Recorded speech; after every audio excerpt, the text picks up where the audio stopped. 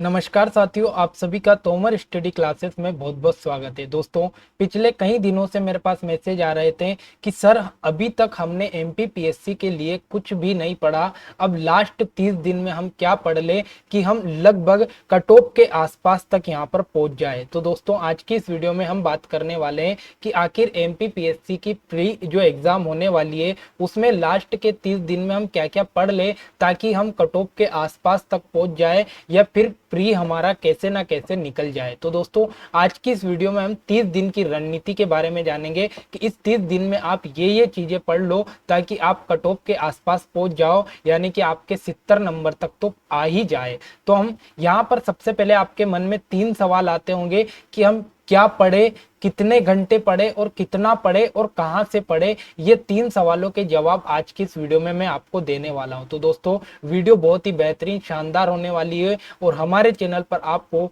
बिल्कुल बेहतरीन और सटीक जानकारी हमेशा मिलती है। उसी प्रकार से एमपीपीएससी और व्यापम की जितनी भी एग्जाम है उन सारी एग्जाम की रणनीति, उन सारी एग्जाम की न्यूज हमारे चैनल पर आपको मिलती है। तो आज ही चैनल को जरूर सब्सक्राइब कर ले। तो सबसे पहला सवाल आपके सामने यहाँ पर आता है कि क्या क्या पढ़े और क्या क्या पढ़े कि हम यहाँ पर हमारा एमपीपीएससी प्रीलिम्स एग्जाम क्रैक कर सके। तो दोस्तों, आप सभी जानते हैं कि एमपीपीएससी का अगर आपका प्री का सिलेबस अब आप देखोगे तो उसमें टोटल 10 यूनिट है। अब इस 10 यूनिट में क्या क्या है ये आपको एक बार सिलेबस देख लेना, पता चल जाएगा कि 10 यूनिट में क्या है। अगर आप एमपीपीएससी के एग्जाम दे रहे हो तो आपको सिलेबस देखना जरूरी होगा, ठीक है। तो इसमें कितनी यूनिट है? टोटल 10 यूनिट है। अगर हम बात करें तो यहाँ पर आपको सबसे पहले आपको सबसे इंपॉर्टेंट ध्यान देना है किस पर? एमपी जीके पर। अगर आपको एमपी पीएससी की एग्जाम क्लियर करनी है तो एमपी जीके पर आपको यहाँ पर फोकस करना है, क्योंकि ये जो एमपी जीके है ये आपका 35% पोर्शन को यहाँ पर कवर कर रहा है। मतलब आपका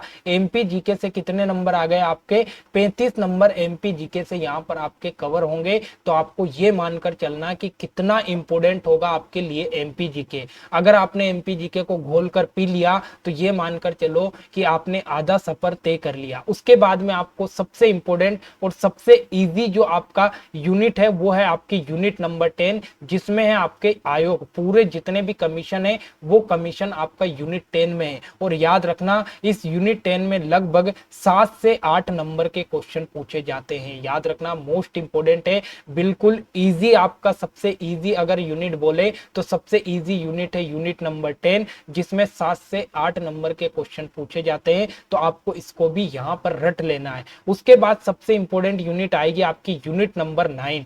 याद रखना, ये यूनिट नंबर 9 थोड़ी सी बड़ी है लेकिन बिल्कुल इजी क्वेश्चन पिछली बार इससे पूछे गए थे और इससे भी लगभग आपके ये मानकर चलो कि 6 से 7 नंबर के क्वेश्चन आने की संभावना इस बार बन रही है, ठीक है। तो याद रखना, मोस्ट इंपॉर्टेंट है आपका यूनिट नंबर 9। उसके बाद अगर हम बात करें करंट अफेयर, तो ये करंट अफेयर आपका बहुत ही बड़ा पोर्शन होता है। लेकिन अगर आप पिछले साल के क्वेश्चन पेपर उठाकर देखोगे तो जो इंपॉर्टेंट घटना है वो इंपॉर्टेंट घटना यहाँ से पूछी गई। जैसे कि पिछली बार म्यांमार का एक क्वेश्चन आया था तख्ता पलट वाला। उसके बाद में अगर आपसे इस बार पूछेगा तो रूस यूक्रेन का क्वेश्चन पूछ सकता है। तो इस प्रकार से जो मोटी मोटी चीजें करंट अफेयर में वो आपको याद रखनी है। पुरस्कार याद कर लेना, खेल के बारे में पढ़ लेना। तो लगभग यहाँ से आपके 3 से 4 नंबर आपके पक जाएंगे। और अगर हम बात करें तो एक और यहाँ पर आती है आपकी लूसेंट। तो याद रखना, अगर इस लूसेंट का आपने 2 से 3 बार रिवीजन कर लिया तो आपका यहाँ से इस लूसेंट से लगभग 10 नंबर के क्वेश्चन पूरे हो जाएंगे।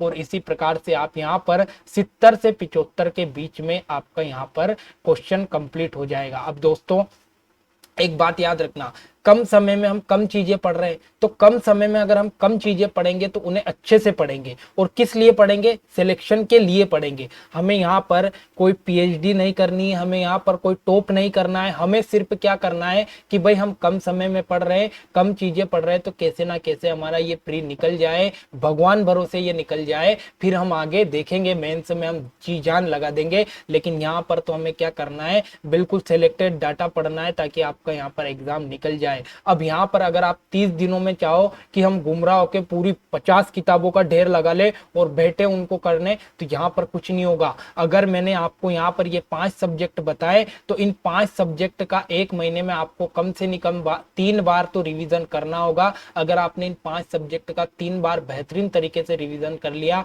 तो आप यकीन मानो आपका एमपीपीएससी का प्री निकल जाएगा। लेकिन यहाँ पर इस चक्कर में मत रहना कि हम पूरी चीजें पढ़ ले। यहाँ पर मैंने आपको क्या बताया, लूसेंट। अब लूसेंट में आपका हिस्ट्री, पॉलिटी, ज्योग्राफी, इकोनॉमी सारे सब्जेक्ट आ गए। तो अगर आप लूसेंट का 3 बार रिवीजन कर लोगे, अगर एक महीने में 3 बार रिवीजन कर लिया तो आपका हिस्ट्री, पॉलिटी, इकोनॉमी सब कंप्लीट हो जाएगा। उसके बाद में करंट अफेयर आप डेली पढ़ लेना एक महीने तक, तो पूरा करंट अफेयर निपट जाएगा। एमपी के अगर आप एक महीने तक डेली पढ़ोगे तो 3 बार इसका रिवीजन हो सकता है बहुत ही अच्छे से, तो आप इसको कर लेना। यूनिट 10 आपकी बहुत ही ईजी है, अगर 3 दिन में आप यूनिट 10 को कवर कर सकते हो। और ये सूचना एवं संचार प्रौद्योगिकी वाला यूनिट नंबर 9 है, तो ये भी बिल्कुल ईजी है, इसको भी आप कर सकते हो। तो यहाँ पर मैंने आपको क्या बताया, ये 5 सब्जेक्ट मैंने आपको बताया, अगर इसको ध्यान से पकड़ कर चलोगे तो आपका प्री यहाँ पर क्लियर हो जाएगा। तो अब आपका पहला क्वेश्चन का आंसर मिल गया कि क्या क्या पढ़े, तो ये तो मैंने आप बता दिया।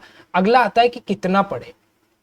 तो सबसे पहले मैं आपको बताऊंगा कि सबसे पहले आप सिलेबस को देखें कि भाई एमपीपीएससी का जो सिलेबस है वो एमपीपीएससी का सिलेबस आपको क्या कहता है। तो एमपीपीएससी के सिलेबस में जो टॉपिक है वो ही आपको पढ़ना है, इसके अलावा एक भी फालतू चीजें आपको नहीं पढ़नी है। अब ये मैंने सिलेबस तो आपके लिए रख दिया, लेकिन मैंने स्टार्टिंग में आपको बता दी है वो 5 चीजों पर कवर कर लेना, आपका सिलेबस भी कवर हो जाएगा, सारी चीजें कवर हो जाएगी। लेकिन सिलेबस के अकॉर्डिंग चीजें आपको हमेशा एमपीपीएससी में पढ़ना है, आपको सिलेक्शन लेना है, आपको टॉपर नहीं बनना है, फिर यही बात कहूंगा, ठीक है। उसके बाद लगभग आपको यहाँ से 8 से 10 घंटे तो पढ़ना होगा, 30 दिन में 8 से 10 घंटे पढ़ना होगा। और ये 10 घंटों को आप फिर 12 घंटे तक भी आप ले जा सकते हो। तो याद रखना, लगभग पहले स्टार्टिंग में आप 6 घंटे करना 2-3 दिन, फिर 10 घंटे करना, फिर 12 घंटे तक इनको ले जाना। तो इस प्रकार से आपका 30 दिन तक आप 12 घंटे पढ़ोगे तो आपका पूरा सिलेबस आप यहाँ पर पढ़ दोगे, और हर सब्जेक्ट का 2-3 बार तो आप रिवीजन कर दोगे अगर 12 घंटे डेली पढ़ोगे तो, ठीक है।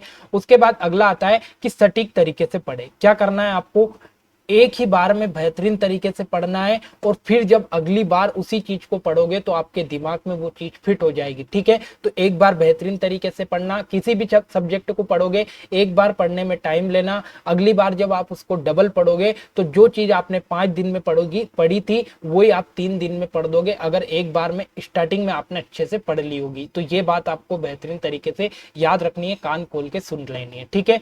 अगला आता है सामान्य जानकारी पर हमेशा पकड़ बनाए। सामान्य जानकारी से पकड़ बनाने से मतलब क्या है कि कई बार हम डिटेल में चीजों को पढ़ने लग जाते हैं, और जब डिटेल में चीजें पढ़ने लग जाते हैं तो जो सामान्य जानकारी है उसको भूल जाते हैं। जैसे कि हम पूरा, आपने क्या किया, आपका पॉलिटी है, पॉलिटी को पूरा बेहतरीन तरीके से बिल्कुल आपने डिटेल में एक एक समिति पढ़ ली, क्या क्या घटना हुई, कैसे संविधान बना, सब याद कर लिया। लेकिन आप यही भूल गए कि आर्टिकल 1 में क्या था, पहला संविधान संशोधन क्या हुआ, तो आप ये चीजें भूल गए, तो आप सामान्य जानकारी तो आपकी यहाँ से फिसल गई। अब सामान्य जानकारी फिसल गई तो याद रखना, हमेशा सामान्य जानकारी हमें सिलेक्शन दिलवाती है, ना कि डिफिकल्ट चीजें, ना कि आपको जो अंडसंड डाटा है वो कभी सिलेक्शन नहीं दिलाएगा तो सामान्य जानकारी। तो सामान्य जानकारी पर आप हमेशा पकड़ बनाएं, ताकि आपकी यहाँ से एग्जाम निकल जाएगी। और फिर कहूंगा, स्टार्टिंग में 5 सब्जेक्ट मैंने बताए, इन 5 सब्जेक्ट को घोल के पी जाओ। आप 30 दिनों में कम से कम 3 बार रिवीजन कर दो, आपका सिलेक्शन हो जाएगा, ठीक है। अब बात आती है कि कहां से पढ़े। ये सबसे बड़ा यहाँ पर मेरे लिए और आपके लिए बात आती है कि कहां से पढ़े। तो सबसे पहले तो मैं आपको यही बताऊंगा कि YouTube से आप यहाँ पर पढ़े, YouTube से आप पढ़े, ठीक है। अब YouTube में अगर मैंने बताई आपको कि एक तो यूनिट नंबर 10 और एक है आपकी यूनिट नंबर 9। तो ये जो यूनिट नंबर 10 और ये यूनिट नंबर 9 है, इसका सबसे बेहतरीन मैं सोर्स बताऊंगा शुभम गुप्ता सर। शुभम गुप्ता सर जो है, ये शुभम गुप्ता सर ने आपका पूरा यूनिट नंबर 10 और यूनिट नंबर 9 कंप्लीट करवा रखा है। तो उनसे ये पढ़ ले, मैं गारंटी के साथ कहता हूं कि उनका पिछली बार भी एक भी क्वेश्चन बाहर नहीं गया था, और इस बार भी उनका पढ़ाया हुआ एक भी क्वेश्चन बाहर नहीं जाएगा। तो यूनिट नंबर 9 और 10 शुभम गुप्ता सर से पढ़ ले। बाकी अगर आप चाहे तो एमपी जीके सेल्फ पढ़ सकते हो, और एमपी जीके के लिए सबसे बेस्ट नई बुक आई है परीक्षा धाम की बुक। तो परीक्षा धाम की बुक आप खरीद ले एमपी जीके के लिए, और उसे 2 से 3 बार पढ़ोगे तो आपका एमपी जीके बहुत ही बेहतरीन शानदार तरीके से हो जाएगा, ठीक है। और एक और आपका मैंने बताया लूसेंट बुक हो गई, तो लूसेंट बुक को आप 2-3 बार रिवाइज कर लो। और करंट अफेयर के लिए आप सभी जानते हैं कि पूरे आपके भारत में फेमस हो चुके हैं आपके गौरव सर, तो गौरव सर से एक बार करंट अफेयर आप 1 महीने तक पढ़ ले। उनका मंथली रिवीजन भी आता है, वीकली रिवीजन भी आता है उनका, और उनका ईयरली रिवीजन भी आता है। तो 2021 का उनका पूरा करंट अफेयर की क्लास देख लो, मंथली रिवीजन देख लो, तो आपका यहाँ से पूरा डाटा कंप्लीट हो जाएगा। तो दोस्तों ये आपके 3 क्वेश्चन कि कहाँ से पढ़े, क्या क्या पढ़े और कितना पढ़े, और 30 दिन में कैसे आपका एमपीपीएससी को क्रैक करे, ये पूरी रणनीति मैंने आपके सामने रख दी। बहुत ही शानदार, जानदार और जबरदस्त तरीके से मैंने आपको सारी चीजें बताई। तो दोस्तों आशा करता हूँ कि आज की वीडियो आपको बेहद पसंद आई होगी, और हमारे चैनल पर डेली आपको एमपीपीएससी और व्यापम से रिलेटेड सारी जानकारियां और सारी न्यूज मिलती रहेगी। तो चैनल को आज ही सब्सक्राइब करते, मिलते हैं अगले वीडियो में। जय हिंद, जय भारत।